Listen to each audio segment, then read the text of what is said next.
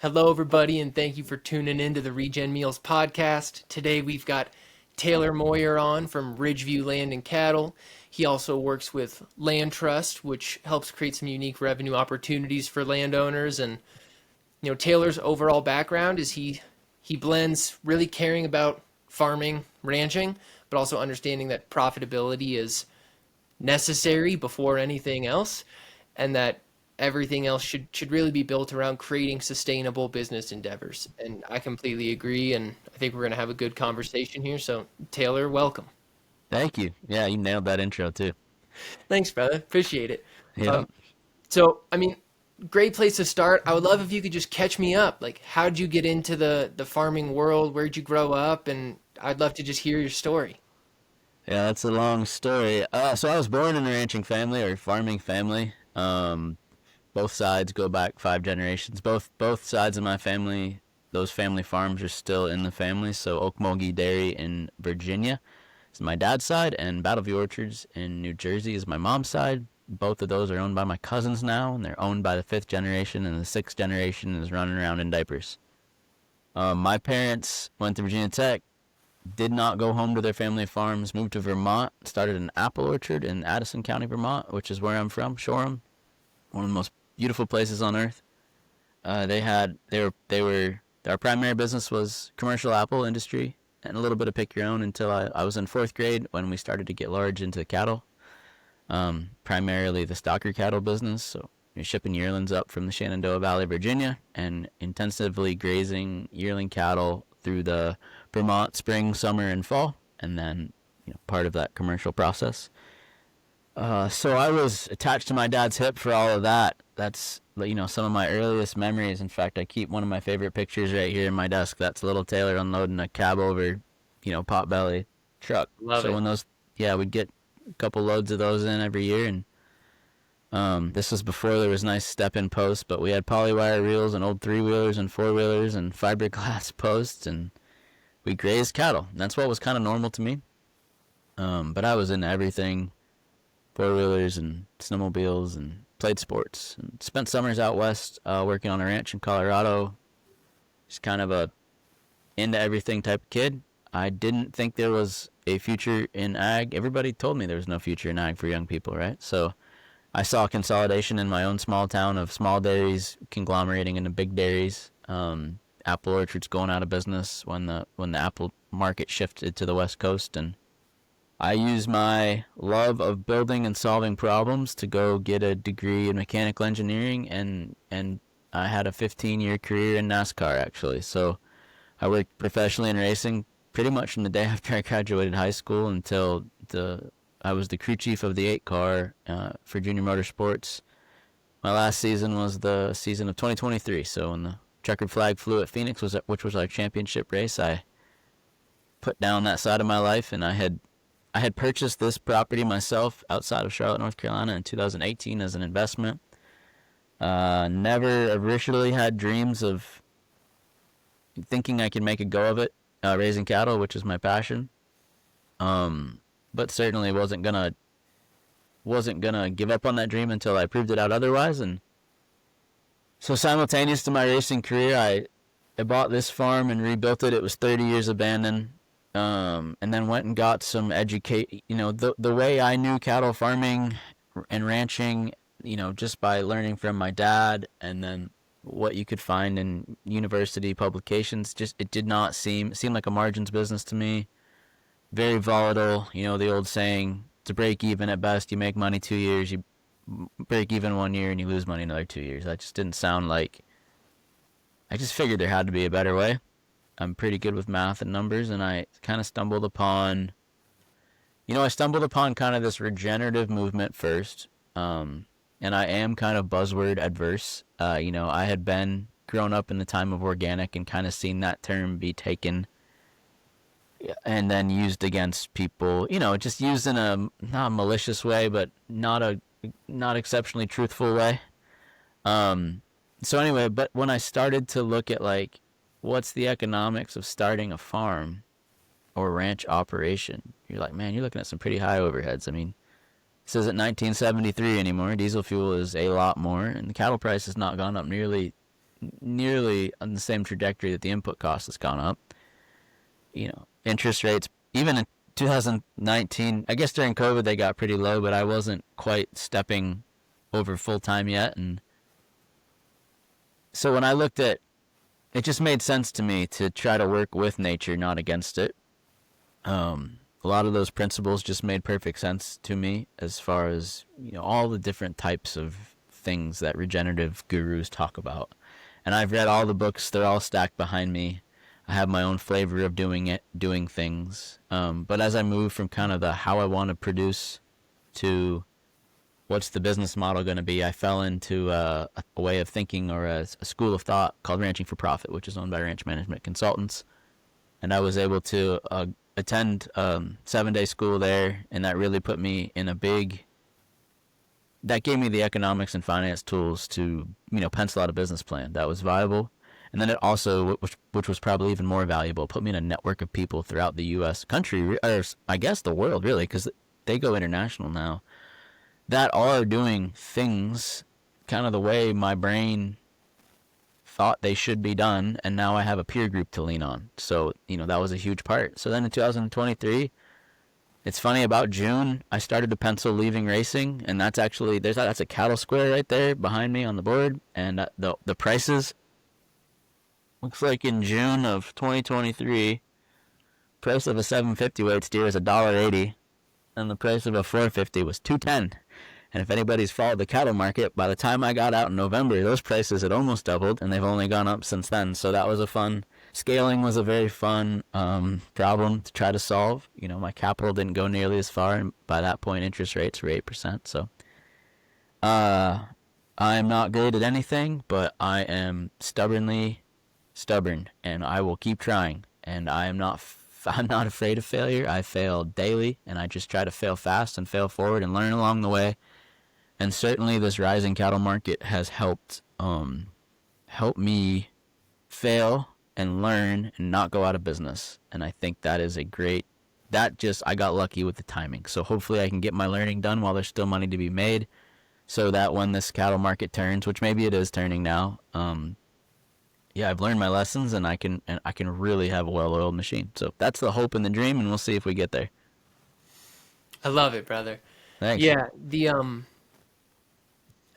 there's so much that we're gonna unpack here, including like market forces and how you as a rancher can kind of account for those things. But before we get into all that, I think we should talk about, like, on the ranch, maybe what you saw in the conventional world that clearly did not make sense. I'm assuming high inputs is probably part of that.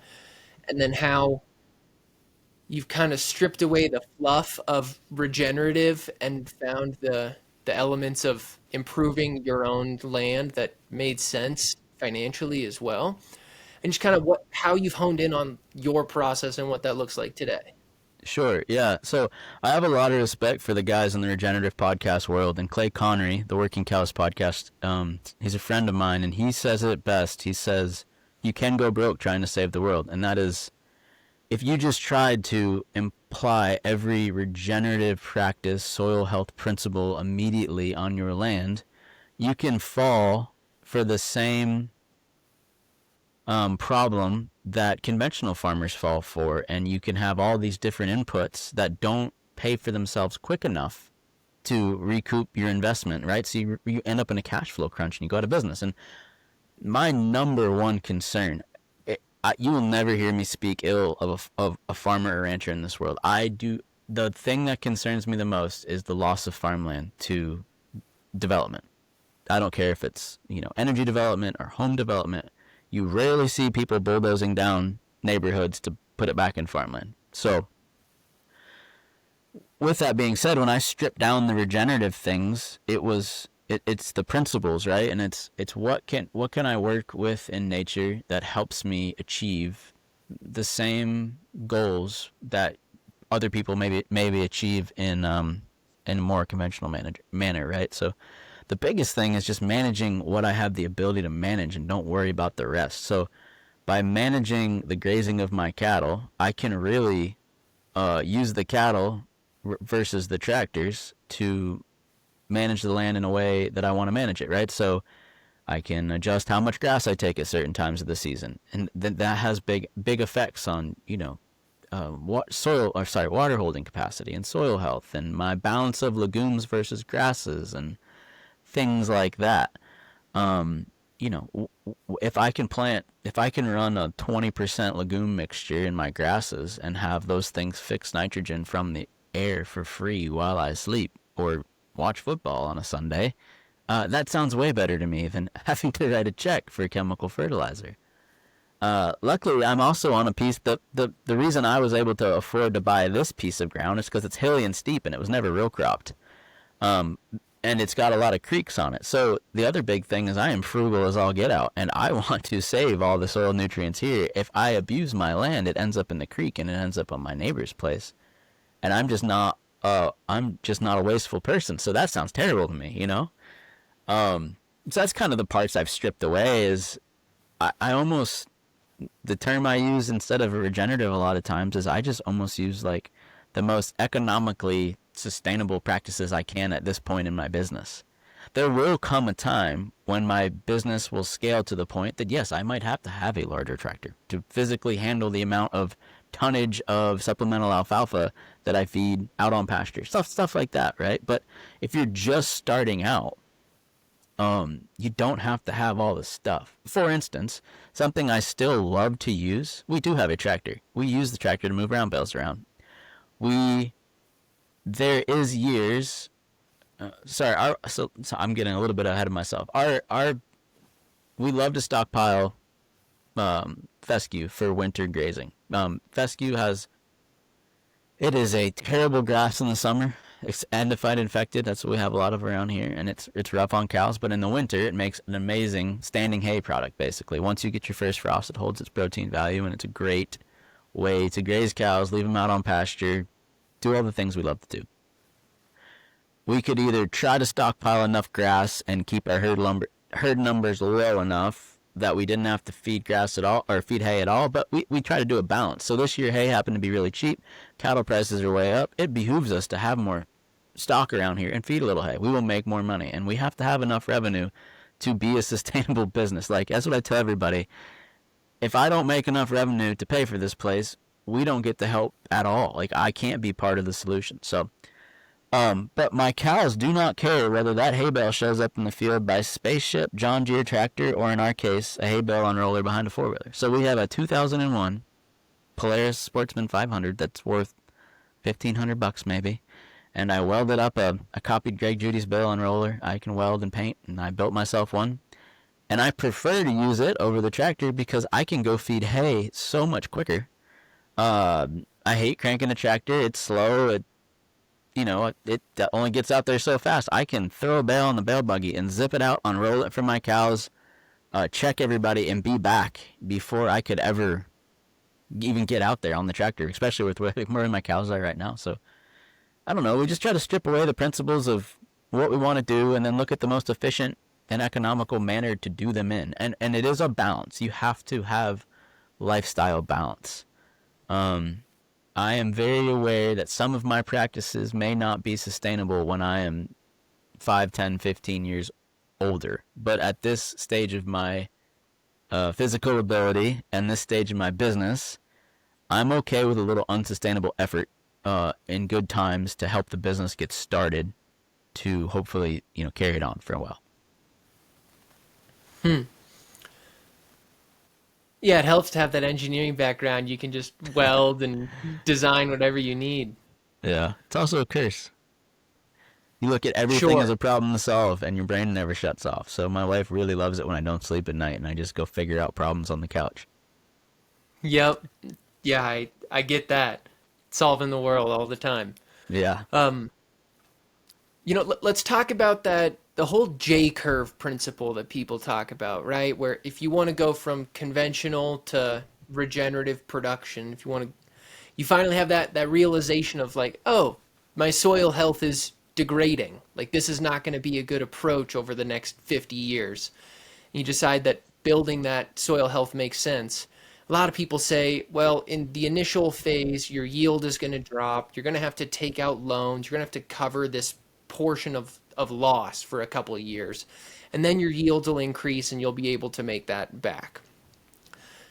A lot of people say that that's actually not true, and you can take a more strategic approach, maybe piece out your shift. And what do you tell the farmers that, they wake up to it? They're like, okay, I need to do something to make my land healthier in the long run, but I don't have 3 years of non-profitability to go through. How do they approach it? Yeah, that's great. Um, it's a great thought. I think you have to. There's not a. This is something that plagues farmers, and I think it goes. I don't remember what the actual term for it is. I call it the human adoption curve, right? That bell curve, and you've got 1.5% are innovators, then 3.5% are early adopters, and then 13% are yeah, what is it? Innovators, early innovate. I don't know. It is curved, right? Um, I think about that all the time. I'm not an innovator, but I'm certainly towards the top 5% of how I think about. I'm not scared to try stuff. For a lot of people, they really want a prescription, and that's what's tough about the switch is that everybody's farm and ranch situation is different. Everybody has a different financial situation, a different soil type, a different local market. I really think the thing to do is to not be scared to spend a little money to get some outside help from the right places, to sit down and build a plan, like a timeline, a plan for that adjustment. Um, at least I feel like, I don't think this is just a me thing. I feel like if there's a plan going in versus it's in somebody's head, people are they feel much more comfortable going into an unknown situation, right? If you're going into battle, you have a battle plan. You don't know what's going to happen, but you've done the work to react. So I think if you do the upfront work and you look at the finance, the economics, you look at things like, hey, if we do this and we take a 10% yield bump, where does that leave us on the net bottom line if we had a 20% reduction in input costs?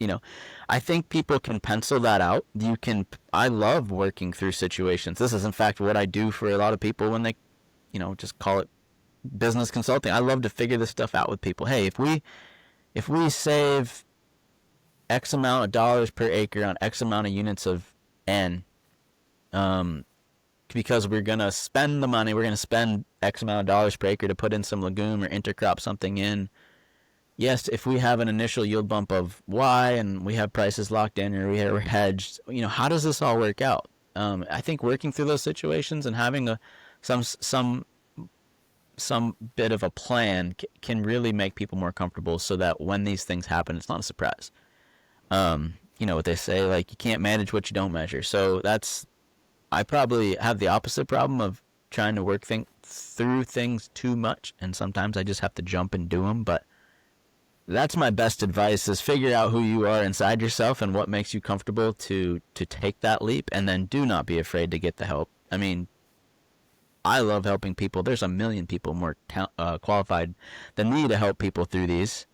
Just find somebody who's got the same type of passion, or find another farmer or rancher who has done something similar. That's, I was talking about that network I gained through ranching for profit, and that's been the lifeblood, because when you can't sleep at night and you're worried and you have a buddy, for me, I have a friend in Utah. Ranch is completely different than me. He's high desert, runs different type of cattle. Principles are the same. He's my age. We can bug each other, bounce stuff off each other.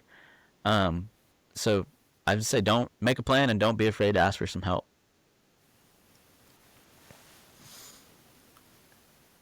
And then, in farming broadly, both animal agriculture, plant agriculture, it's a really challenging business model because of the risk that the farmer takes between when they lay the capital out and then what yields will be in the future.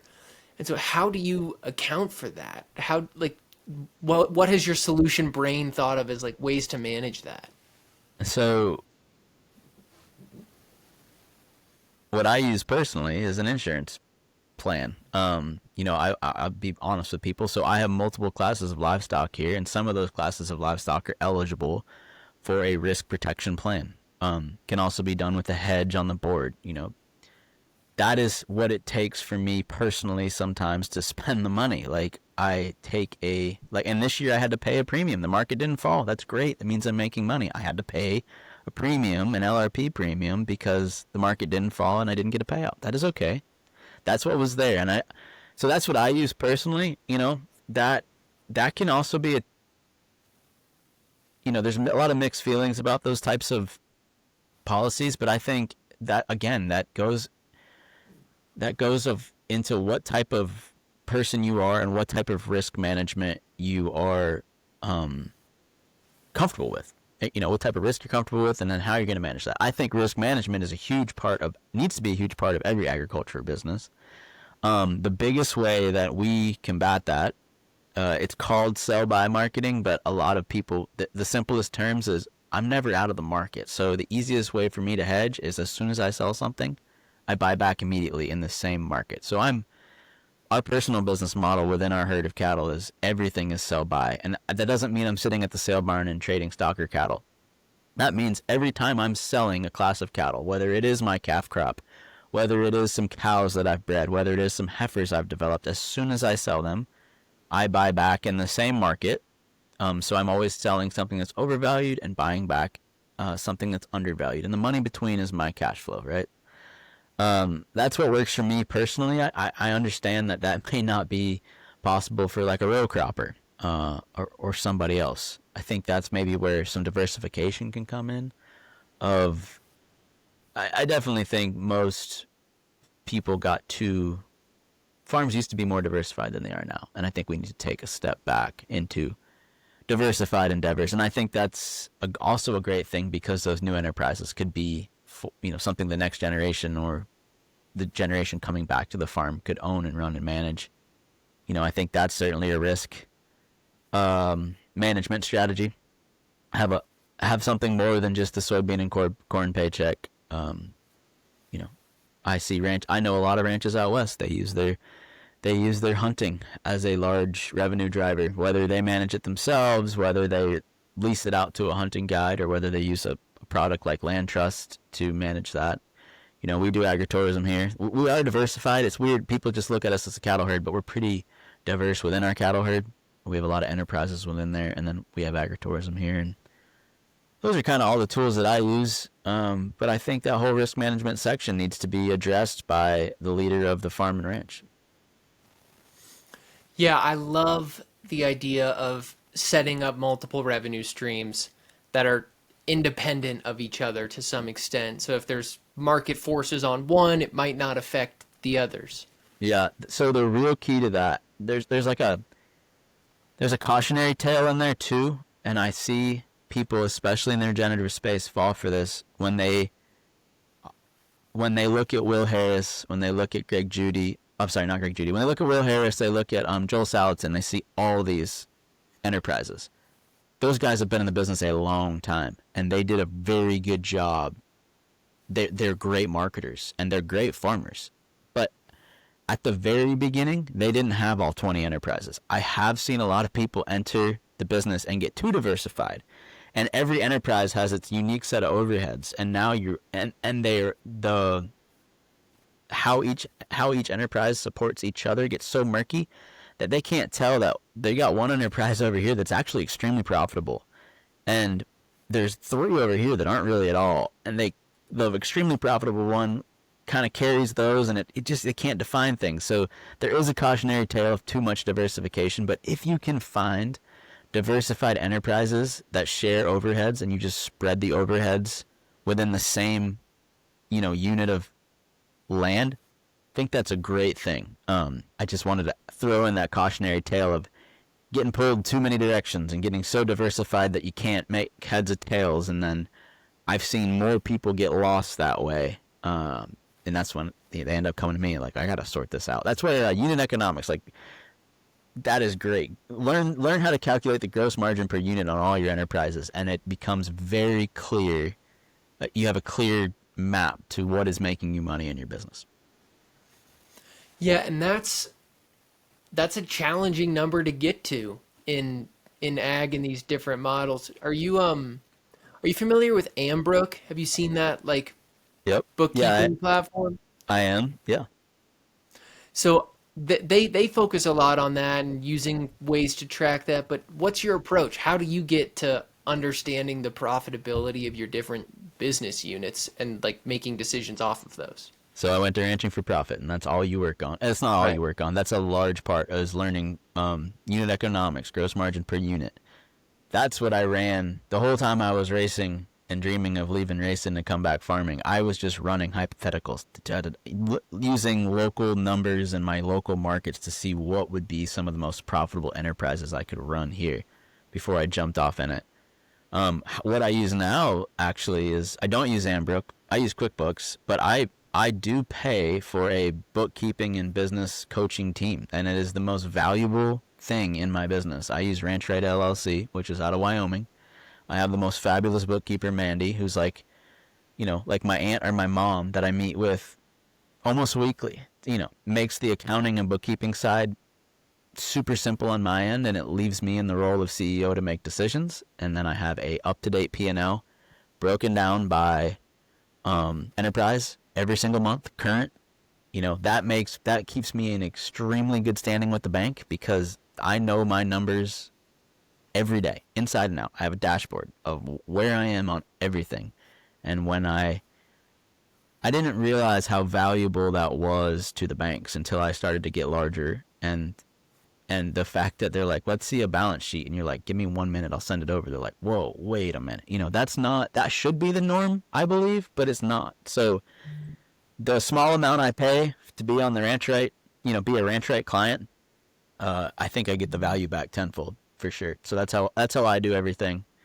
And I think the bigger part of that is me being able to hire Mandy, John, and Travis, the whole Ranch Right team. I just basically pay a fee to have a whole team help me run my business. I just hired on a board of directors. Now, so I have the Ranch Right team, I have my banker, I have my insurance girl, plus all my local folks I work with. I'm a small operation as a team of 20 people that I could never pay all their salaries. So it works out great. You just pay them a little bit, and they're there when you need them. They're my partners at the table. And even with my approach to the bankers and the people that, I make it known from the beginning that they're a partner in my business. I don't take, I will take advice from them, but I will lead my business, and you'll be a partner at the table.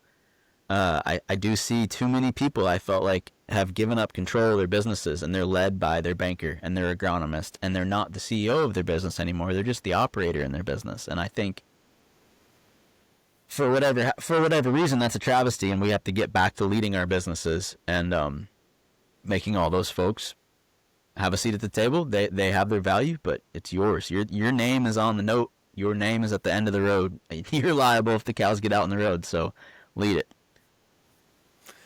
And then how do you go to market? Like what are some of the different are you selling meat? Are you selling wholesale? Are you selling cattle at different stages like you'd mentioned, like calf crop, things like that? Yep, we sell live cattle.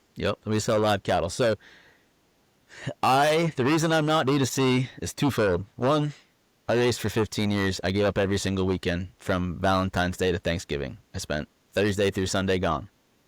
I'm not giving up any more weekends standing around at farmers markets. I applaud the people that do, but my time is valuable to me. I have a 9-month-old daughter who I love, and I'm going to spend that time with her. I also believe the people that do D2C well, it is a full-time job for one person. So I have a full-time job. I have enough full-time jobs. I don't need another full-time job to do D2C well and at scale. But where I found my niche here initially was that there was a lot of already great D2C farmers whose businesses had outgrown their landmass. So when we jumped off in it, I owned a couple cows, but I didn't go and buy a bunch of cows. I custom grazed for other people.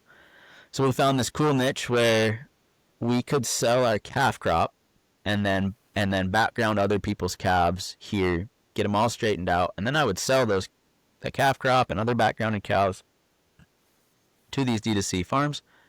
So they would buy them, and then they would leave them here, and they would pay me to graze them for X amount of months until they were at a stage where they could either go to their house and be fed out, whatever their plan was. Whether it was grass-fed, they'd get grazed out here.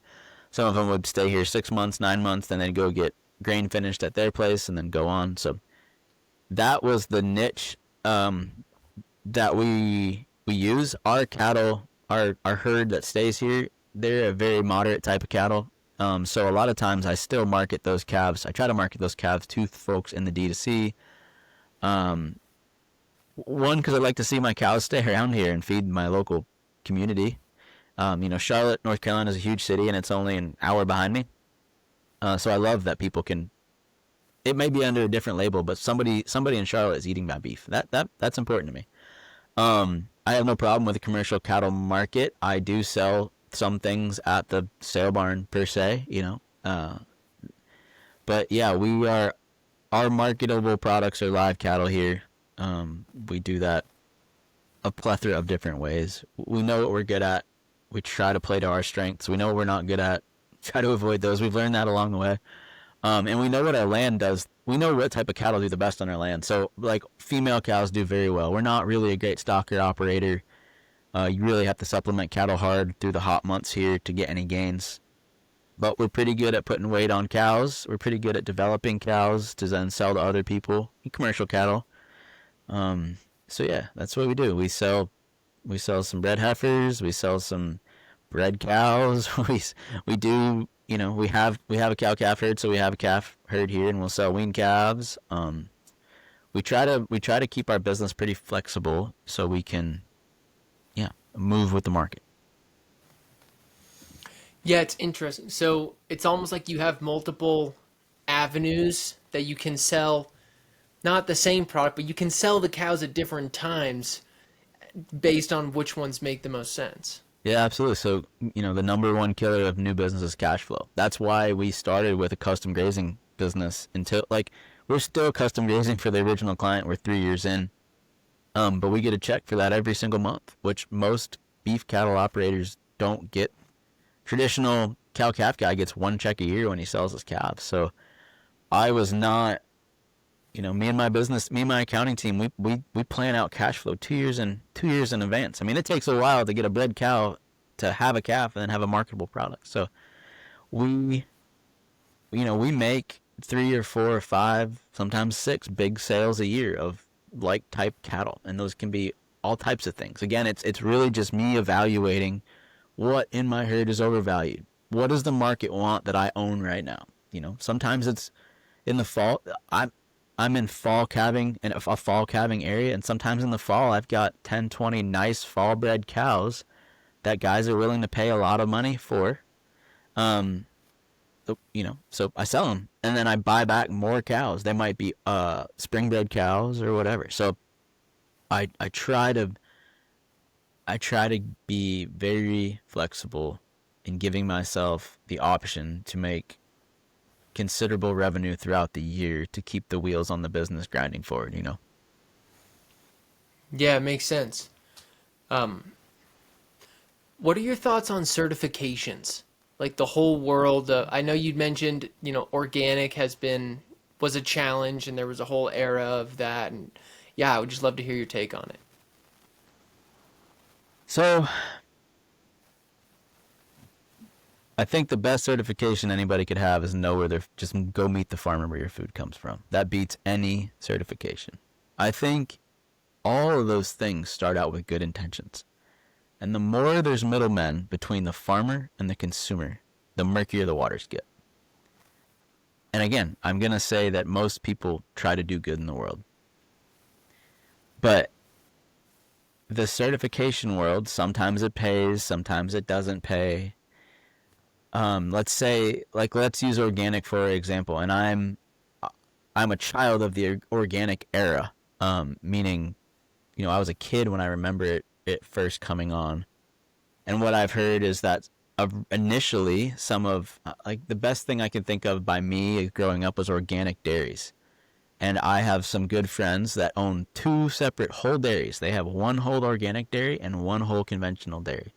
That was part of that consolidation part I was talking about. And initially, the organic dairy, it was profitable. There was enough of a premium for an organic product that you were able to afford to transition to those practices.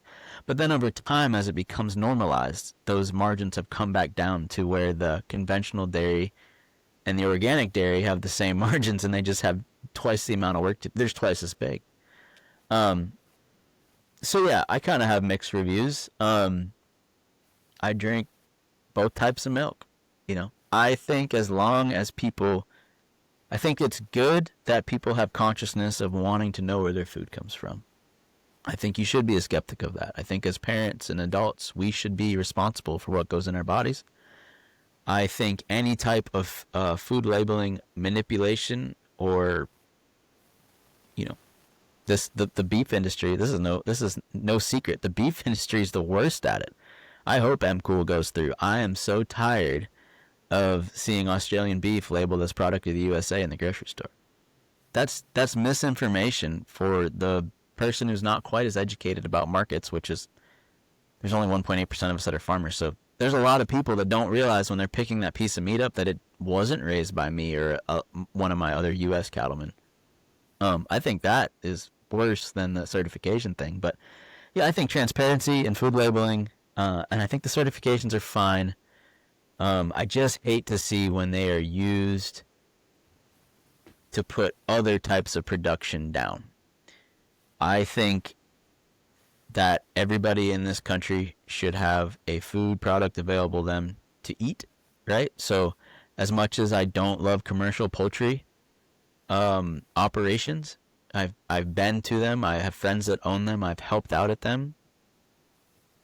I want people to afford to be able to eat chicken. And the economics of pasture-raised poultry doesn't make $1 chicken nuggets plausible. So as long as people are eating dollar menu chicken nuggets, we have to produce poultry that way. So yeah, I think I'm okay with a regenerative label or an organic label as long as what's on it is truthful. I don't think corporations should be able to lie. I think it is of the utmost importance that the U.S. populace has every bit of information truthfully about their food and the nutrient density so they can make the best decisions for themselves and their children. That ultimately should be a proactive approach to our health. And that we can get into healthcare. That's a whole different subject. But I want to eat good, clean food. I eat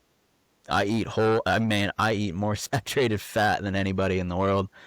Yeah, you can certify it. That's fine. But just go find out where your farmers come from. You can have meat shipped to your door from multiple farmers. I can give you a list of people that we buy our meat from friends. I don't kill a cow here. It's a big hassle, and I don't have enough freezer space for a whole one. And I just, you know what? It's a lot easier. I've got some friends, John and Emily Barnes, who own Bravo Cattle, Bravo Steaks, and I think they make the best meat, and that's what I feed myself and my daughter. So Nice. Yeah, you bring up two really important points, which is scale production ag and also health and the long-term effects of glyphosate, for example, sure, and, yeah, and many other things. So maybe there's a way to kind of talk through both of those things, or maybe we go one then the other. But I think a good spot to start would just be that scale question, because I do agree with you. Like the unit economics of pasture poultry, it's really hard for someone like McDonald's or Burger King to buy that, and they just can't run profitably for their business. But at the same time, it's not great for the farmer to have to be in those conditions, and it's likely not a great outcome for the environment in the long run. Chicken's kind of a one-off, but yeah, I'd love to hear your take there too. yeah. You know what? The thing you didn't say that I think is even more tragic. So I live in what used to be the second biggest poultry producing county in the U.S., and there is more abandoned poultry barns now around here. Um, you know, when you're in that model, I don't. I believe in a capital, in capitalism, and I believe in good business. And I understand why vertical integration is so attractive to big corporations. Of course it is. Control everything work on what you can control. So when you can control every single input, you can do a much better job to your shareholders on the bottom line. Like that is just business 101. I don't blame anybody for that. So what you call poultry producers around here are integrators, right? So they don't own anything. They own the land and they own the banknote on building the poultry barns. But they don't own the feed, they don't own the birds, they don't have any control of their business. And I think that's the theme that you will hear coming out. I don't know any young poultry producers my age. They're all old guys. And yeah, a lot of them, there was a time when it was profitable for a lot of them, and they got their houses paid off, their poultry houses paid off. But then I've heard from a lot of them that as soon as they got the poultry houses paid off, the contract, the poultry companies came back and said, all right, well, there's a new health upgrade. You need to go to, for instance, chickens went to solid-sided barns. And I don't know the exact numbers, but I was told when a lot of people around here's notes, when they just got everything paid off, there was a big upgrade that everybody had to do to their barns. Some of those guys said, all right, we're not doing chickens, we're going to turkeys, so then they could use the same type of barns. And then some people just got out because most people didn't want to sign another, again, I don't know the figures, but six-figure note on 4 barns to upgrade the barns. They just got paid off, So I don't, that's what was most tragic to me, is that I see a lot of relics of poultry production around here, But if it helped those farmers keep the land in their family, that is a noble cause, and I commend them for that. But yeah, I've been inside those poultry barns. I've been inside poultry barns that are labeled as free range, where the side's open and the chickens can go outside, and they don't go outside. So there's always that, right? What the poultry production model does extremely well is they make the safest environment for that chicken to be as stress-free as possible, so it can grow as quickly as possible.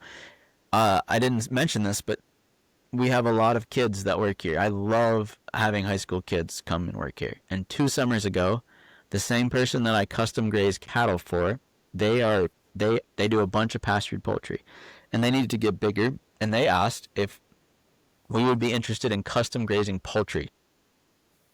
And I said, I absolutely am not, but I would love to have it on my land. I don't want to have to do chores every day. Let me see if one of the young men that works for me wants to own this enterprise completely, manage the enterprise completely, and I'll set it all up and I'll be liable. But this is his deal, so he can do more work here and make more money this summer. And so the way we split it was, his name's Lane. Lane did all the labor once a day, did all the chicken chores. He was in charge of the week that he went to the beach. He hired his cousin to do chicken chores.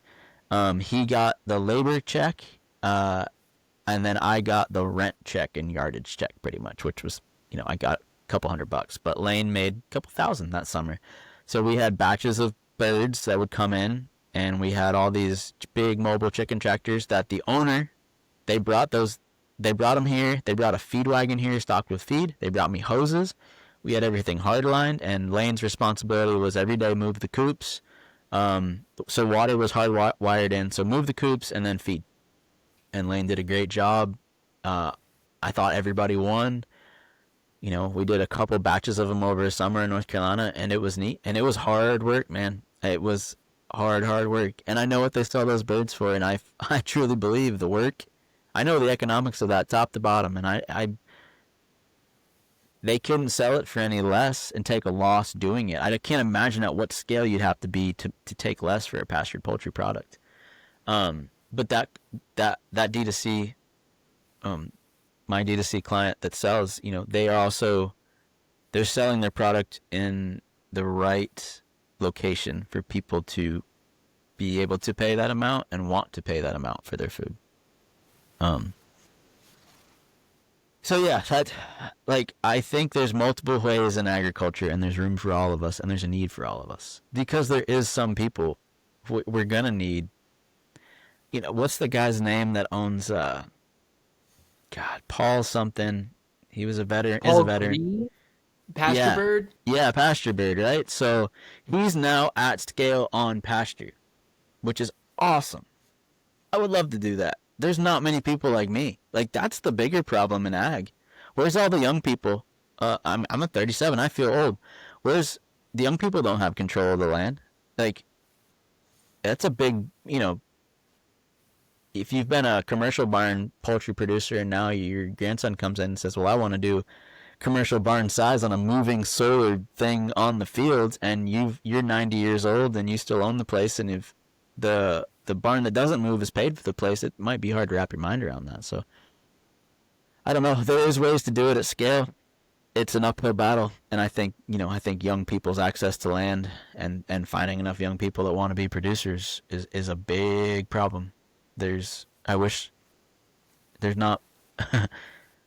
I saw that problem coming, and I think food production is going to be a supply and demand thing, and I know there's a generational wealth shift coming, and I wanted to position myself that I don't want to lie to anybody and say that I think I'm saving the world.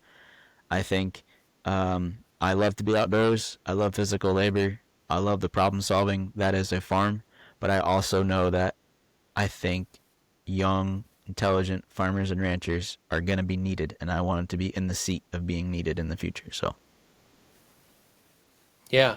Um, Super interesting because couple thoughts there. Like Will Harris's intern program is one way that I know of a couple people who have gotten, like, there is passion yep, in this younger generation for this, but I also think a lot of people don't realize the amount of work that goes into it. So like yeah, I grew up in like suburbia here in Colorado, and then in the last 5 years I've gotten to live on some more like homestead style ranches. yep, So I've raised a handful of cattle, had 20 something chickens, and the daily work, man, it's like people just don't realize that it's not even how much work it is, it's the fact that it is every day. You yep. cannot take days off. Have you ever seen, this is so true, and I laugh so hard. So when I was racing, I owned this place, and then I didn't have to, but the race shop I worked at was an hour away, and then the airport I flew out of every weekend was another 45 minutes. So I chose to have just a townhouse.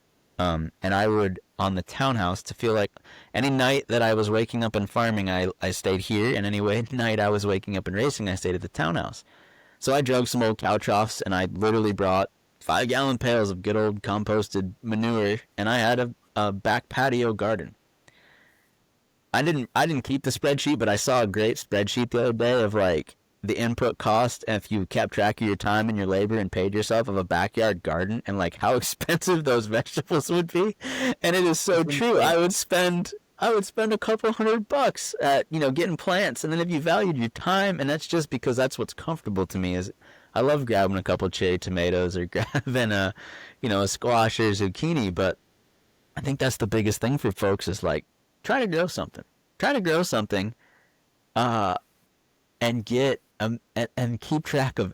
Try to grow one tomato plant. Keep track of everything, time, pay yourself fairly that goes into it. See how expensive those tomatoes are when you make your tomato sandwich. It is not, Yeah. and everybody's. I had to remember this when I was managing people in racing, that everybody's hardest day of work is the hardest day they've ever worked. Meaning everybody's definition of hard work is different. Right? Your definition of the hardest day you've ever worked is much different than somebody else's. I have a friend down the road. I think I work hard. I have a friend down the road that owns a construction company, and I know my man is up at 4:30. He's on dairy farmer hours. I'm like, why do you work so hard? He's like, I don't know. This is just normal. I don't know when he sleeps. My cousins in the dairy Yeah. farming industry, like they work. Their normal hard work is their output is so much tougher than mine, and that's what's normal. So yeah, I think it's not realized how much work it can take, but you better be passionate about it. Let's just put it that way, because if you really broke it down into the hours you put in, sometimes you're just like, man, why would you do it? I don't know. And I think that also kind of brings us back to the health side of it. Like, I think a lot of the reason that people get into having their own garden, growing their own food, is because they want to know what's in their food. Yep. That's at least what it was for me. And then you realize how much time's involved, and that's where you get for me at least, that's where I got to a point where I'm like, okay, I'm okay paying premiums for healthier food because it's Yeah. still so much cheaper than me taking the time to grow it. Yes, and it's so much cheaper than like bad health, right? Mm-hmm. So, man, I don't want to try to claim that I'm like some innovator or anything, but there was so I was a farm kid my whole life. Dirt poor, or not dirt poor, but poor. I didn't know it. We went to JCPenney once a year to get back to school clothes. That was it. There was always trees, Christmas presents under the tree. Never knew I was poor, but like looking back, my parents were like, yeah, times were pretty lean. Like, you know, I didn't know it. I had the best childhood. So I'm not saying poor me. But eating a lot of times was, my family was D2C in a small scale. We always kept a brood herd. And Vermont has always been very forward on farmers markets and D2C. And like our little farm, Ridgeview. So the farm I grew up on was Ridgeview Cattle Company. That's how I kept the name going when I started Ridgeview Land and Cattle. You could go to our local meat market, Greg's Meat Market, and you could find Ridgeview Cattle Company beef and other people's beef all in the market. Now, that was the normal for me. So grew up on meat and veggies, like stuff we grew in the garden and canned. That's what was normal. Well, guess what? If you eat that, you stay in really good shape. And you're a kid and you're always running around. Moved to Charlotte, North Carolina, this booming metropolis, about to drop out of college because I've never been around so many people in my life. I was on a pit crew. I was pit crew through college for NASCAR teams. So getting paid to work out, lifting weights, working at Hendrick Motorsports. We're sponsored by Kellogg's. Kellogg's owns Kashi cereal, which was this big bougie crunchy cereal. I had every fancy cereal thing available to me for almost free, getting paid to work out, to be a performance athlete, and I was getting fat. Like, I'm following the standard American diet, the SAD diet, right? I am eating way more grain because I'm all of a sudden, it's way different. Anyway, got fat, didn't recognize myself in the mirror. When I wasn't working out, I'm in engineering school or at a computer doing CAD at the race shop. This isn't me. Picked up a book called The Primal Blueprint. This was carnivore diet before carnivore diet was cool. And we went, like, the weight just fell off. I went from 209 pounds back down to 160 and recognized myself again. And at that point is really where my journey started back in agriculture, of like, there is a different way. And then understanding that, like, $10, like, good $10 ground beef, which is what I pay for ground beef. I buy dry-aged ground beef because it's delicious over wet-aged in a package from the grocery store off of my friends. And I can eat, like, that, which fills me up and is so much more nutritious. That is worth so much more to me than spending the cheapest amount I can on food at the grocery store and then spending money on a gym membership and then spending money at the doctor's office. And as weird as it sounds, like, a big part of me getting out of racing was that, not a big part, but part of it was like the holistic view of my life. I had an hour lunch break. I'd spend 55 minutes lifting weights like a madman, which I enjoyed with some other guys. 5 minutes cramming my lunch down my mouth to go back to work.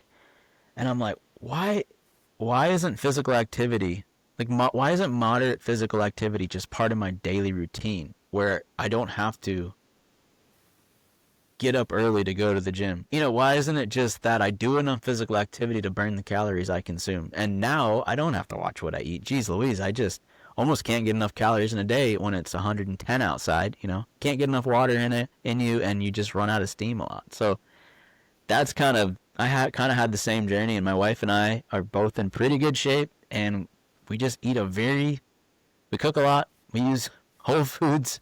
Not saying we don't have a cookie or any of that stuff. You know, we eat bread, we eat pasta. It's just that, yeah, the top of our diet is meat and veggies, and we tend to know where it comes from. 100%. So I love Mark Sisson, the whole Primal Blueprint and everything else. It's awesome. Love his products too. And you mentioned the basically like the cost per pound or cost per gram of high quality meat. And do you know Robbie Sampson at Force of Nature? He was their CFO. I think he's their CEO. No, I don't. I've heard of Force of Nature, but I don't know him. Yeah, so Force of Nature Meats, it's one of those like verified regenerative. They've kind of scaled the D2C, maybe a little bit more than Pasture Bird even. Like they've like expanded their product set. Yep. But he breaks down the cost per gram of regenerative meat versus a bag of potato chips versus a candy bar. And if you even go a step further and look at cost per B vitamin daily value or cost per gram of protein or amino acids, like the cost per nutritional unit is actually really cheap, and it's a really effective way to get the nutrition that we really need. You can even take it a step back. So I didn't catch wind of that, but, you know, the last 6 weeks or so, the government has been meddling in the cattle business, and it's thrown our markets everywhere, and they're doing it in the name of the consumer, which is noble of them. And I think they're finally getting to the truth of what the issue is in the cattle markets. But there are so many people doing just the cost per pound. You know, they're saying they don't want red meat to become an unobtainable product or a premium product that only some people can afford. And then they have a picture of a grocery store ribeye and its cost per pound. Well, then they have a picture of a $5 bag of Doritos, and you look at what's the weight of the Doritos in the bag, and then get that, and it's like all this junk food dollars per pound is equal, if not more expensive than red meat dollars per pound. Then you even get into the nutrient value of this stuff. But yes, candy bars, soda, and Doritos, I've seen that illustration 3 or 4 times that you can buy, if you're going dollars per pound, you can eat filet mignon every night almost, thinking of it Right. that way. So, yeah, it's super interesting. I noticed the biggest thing when I made that shift in myself was that the amount, I felt like I had to eat so much less to get full.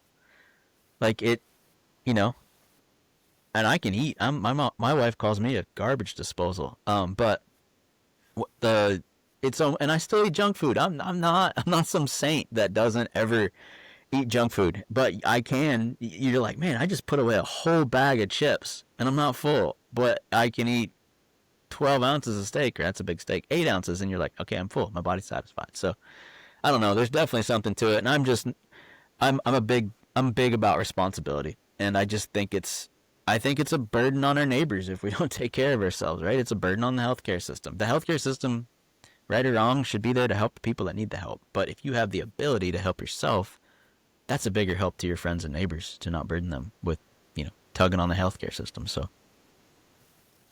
Yeah, I completely agree. Like our nation, this is kind of a good transition towards like market forces and broader elements in our nation because we spend the most per capita on healthcare. We have some of the worst health outcomes of any developed nation.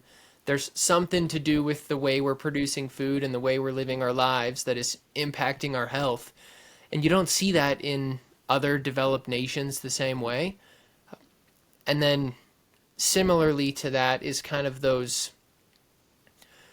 these market forces on the cattle market of whether or not to bring in Argentinian beef or all these other layers. Like I yeah, we could talk about health for sure, but I would love to hear your take on those market impacts and things that have been going on. sure. So I am big on, and this is how you found me, because I like to just gather facts and then write on LinkedIn, and I like to poke the bear, and I like to talk about the truth, and not, and I'm just a guy. I'm not paid by some media outlet, right? And I think there's this tragedy of people in the media being able to lie to other people to incite clicks or views. And I'm not a guy that thinks there should be more laws at all. I think there should be less, except for that. I think propaganda and media is it's out of control. But anyway, so I say that to say it's important to know how we got to our current food system. And I don't think it was by some evil forces. It was that there was food shortages after the World Wars, right? And we got done the World Wars, and we had all this technology, and we had all these companies that were manufacturing things made up of great and the smartest people at the time, right? You're manufacturing things. DuPont was a great example. They were making Agent Orange. Well, okay, you have this great chemical company that's making wartime products. The war is over. What are they going to do? Maybe we can have them help the farmers, which at the time had real pest, had needs. That's how that stuff started. It wasn't out of malicious intent. Same reason a lot of the food programs and government subsidies were started after there was food shortages in this country. The administration said we were supposed to be this great country. There should never be food shortages again. We'll use the technology we have, and we will try to help people so there's never food shortages again. That's where they start. They start with good intentions. And then over time, things evolve. Kind of like labeling, right? So it's important to understand that I do think I get frustrated when there's documentaries, when there's fear-mongering documentaries about big and evil in this. Because nobody ever talks about the truth. And that's, if you're trying to figure out where you're going, it's important to know where you came from. You're just going to fall for the same things, right? Sorry, that's just a truth that I didn't used to know. I was mad that I didn't know that because I fell for all the propaganda of the fear-mongering Netflix and Amazon documentaries, right? And then somebody was like, well, why don't we look at where we got here? Like, how did we get here? That's what's important. And then how do you unwind yourself out of a situation you're in?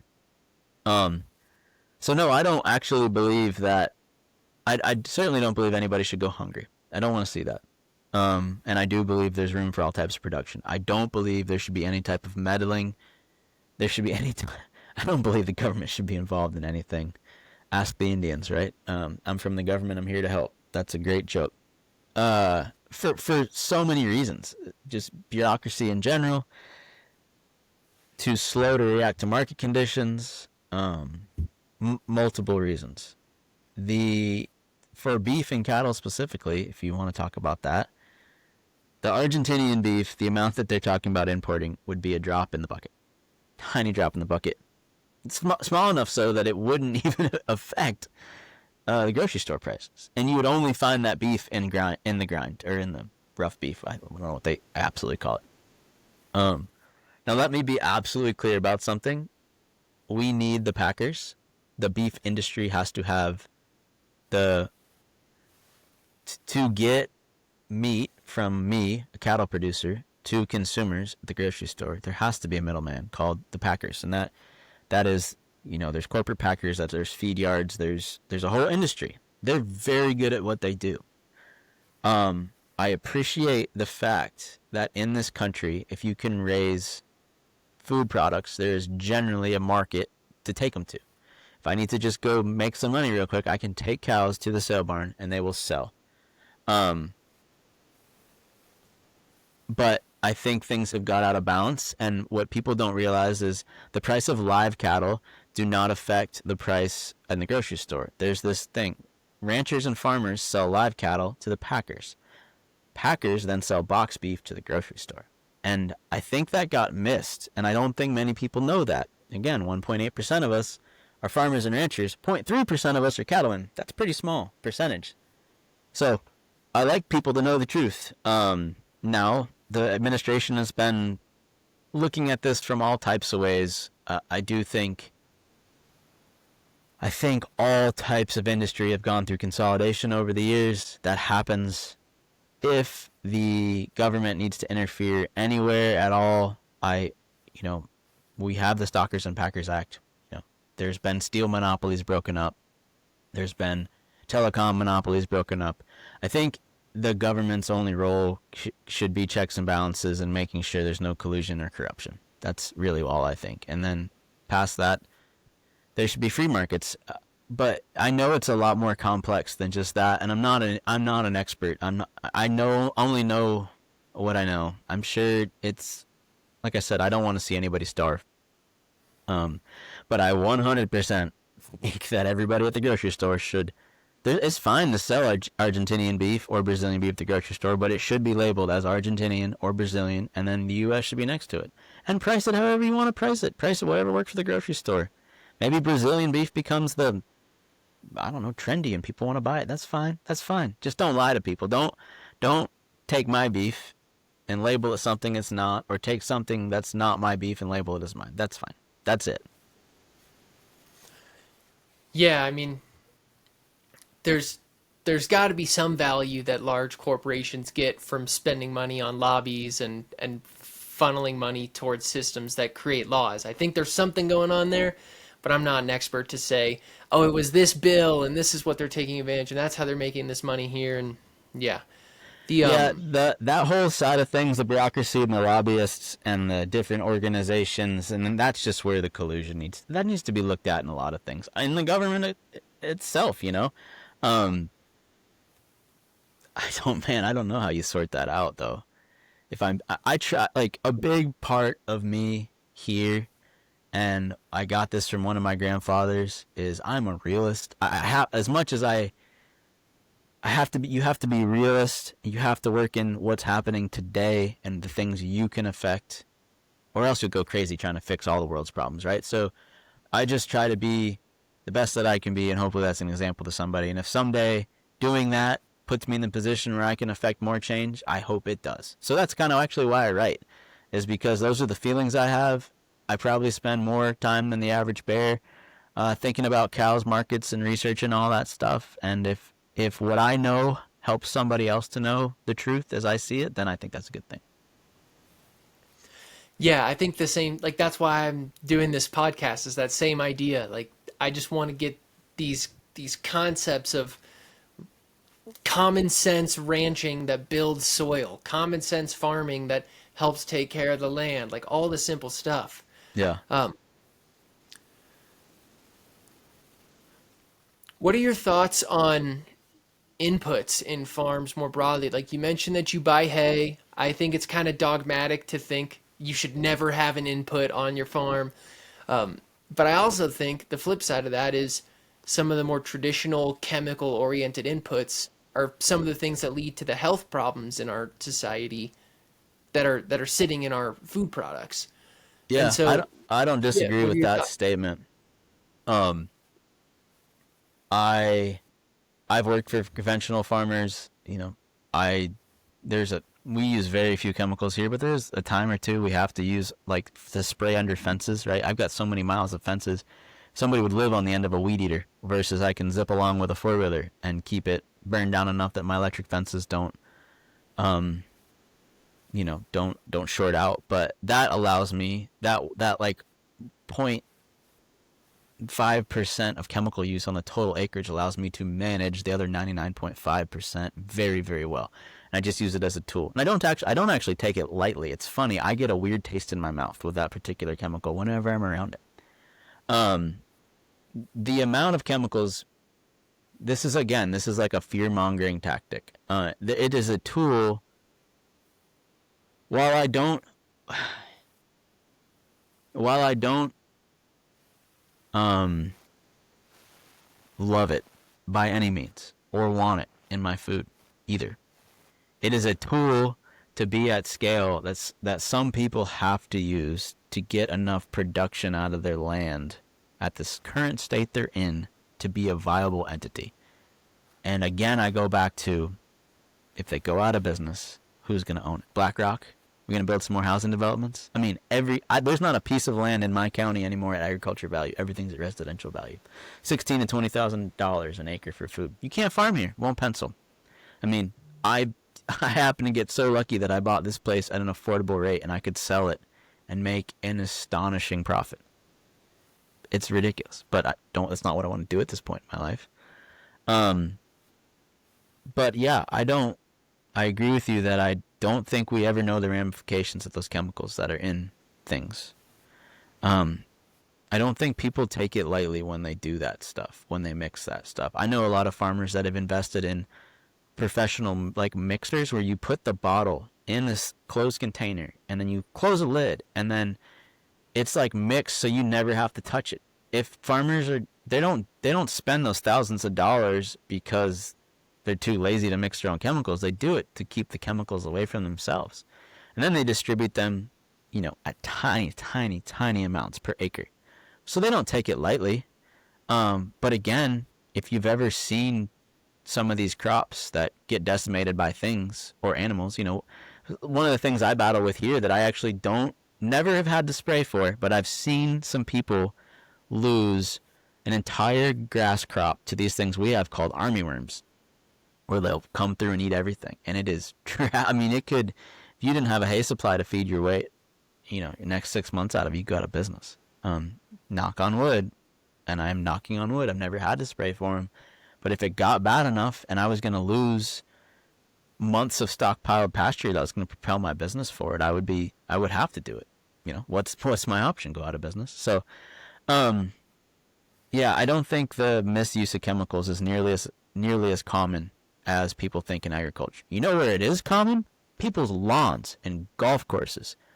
Mm-hmm. The amount of chemicals used on a quarter-acre lawn that somebody can go buy a Roundup bottle from Lowe's or Home Depot, there is so, 100x more chemicals on lawns in a suburb than there is on an acre of farm field. But nobody talks about that.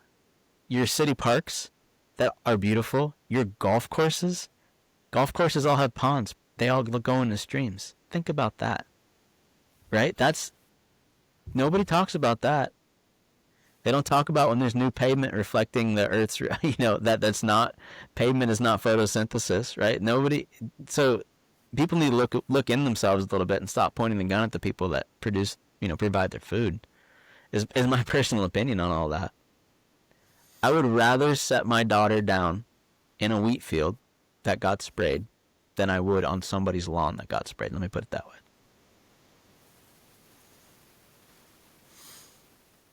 Yeah. Yeah, I think part of the concept of just being real with it is this idea of incremental improvements, right? Yep. Like if you can spray 1 to 10% less and keep moving, that is so much better than if you try and shut the whole thing down and then your farm goes out of business. And Sure. it's also so much better than not making a change at all.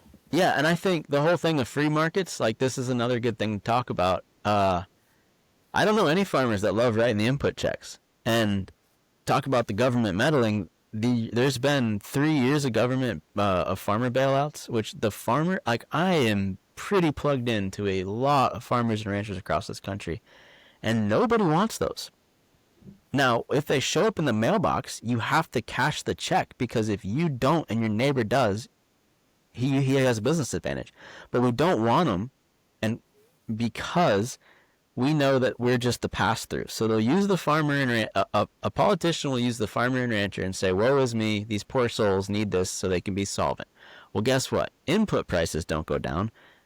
The input, all the input companies just keep running their prices up. So the money, the big corporations that do have the lobbyists in Washington, they say all these guys need this money, input prices go up next year, and they get more money out of us, right? But they use our likeness to, for propaganda. Because I know a lot of guys would love to use less and less, because they'd love to spend more money and be able to control the input side and widen the margin back out.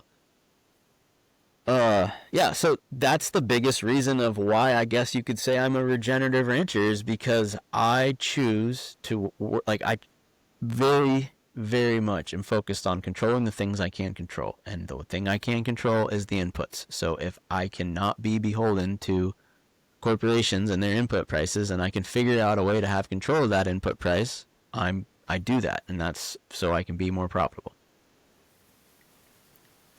I love it. Well, Taylor, where can people find you, man? You mentioned LinkedIn. How can people tune into more of what you're sharing? Sure, yeah. LinkedIn, Ridgeview Land and Cattle on Instagram. We recently had a reel go viral, and it just is crazy how many new followers and stuff we've had. Yeah, Ridgeview Land and Cattle on Instagram, Taylor Moyer on LinkedIn, Taylor Moyer on X.